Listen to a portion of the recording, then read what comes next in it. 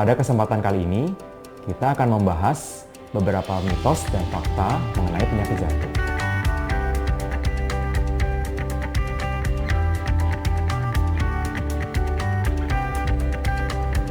Jantung adalah penyebab kematian nomor 1 di dunia.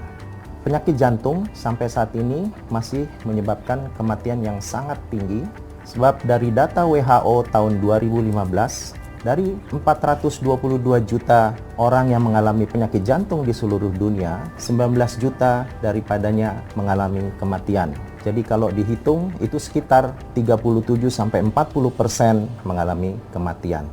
Dibandingkan dengan penyakit lainnya seperti penyakit kanker, penyakit infeksi tropis, atau penyakit-penyakit menular lainnya, penyakit jantung masih merupakan penyebab kematian terbesar di seluruh dunia. Jadi ini merupakan suatu fakta dan bukan suatu mitos. Gejala penyakit jantung antara lain nafas pendek dan tangan berkeringat.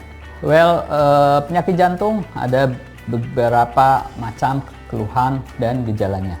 Salah satunya adalah nafas pendek dan tangan berkeringat.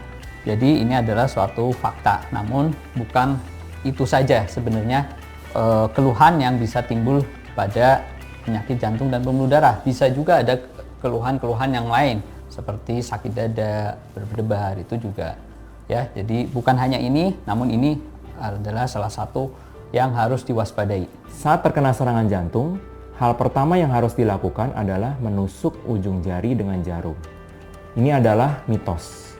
Karena pada pasien dengan serangan jantung diakibatkan adanya penyumbatan pada pembuluh darah jantung yang terjadi secara tiba-tiba.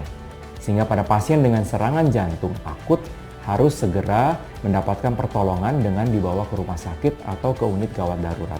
Supaya pasien dapat pertolongan pertama dengan pemberian obat-obat pengencer darah atau tindakan untuk memperbaiki aliran darah di pembuluh darah jantung. Penyebab utama penyakit jantung adalah faktor keturunan, mitos atau fakta. Ini memang suatu fakta bahwa penyakit jantung bisa disebabkan oleh keturunan, namun banyak juga penyebab-penyebab lain yang bisa dimodifikasi yang harus bisa kita cegah, seperti hipertensi, kolesterol, obesitas, kurang exercise, kurang olahraga, adanya tekanan darah tinggi, adanya diabetes, kadar kolesterol dalam darah yang tinggi, merokok, itu faktor-faktor utama juga yang bisa kita cegah dan harus diperhatikan.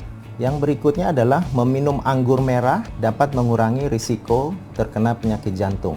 Jadi memang ini suatu hal yang menarik karena memang anggur merah selalu dianggap sebagai suatu minuman yang mengandung alkohol yang tentunya akan berbahaya atau membahayakan terhadap penyakit jantung itu sendiri. Namun sebenarnya yang menarik daripada anggur merah adalah bukan kandungan alkoholnya, tetapi adalah kandungan daripada polifenol yang kita kenal sebagai suatu zat sebagai antioksidan, termasuk juga sebagai zat yang melindungi jantung.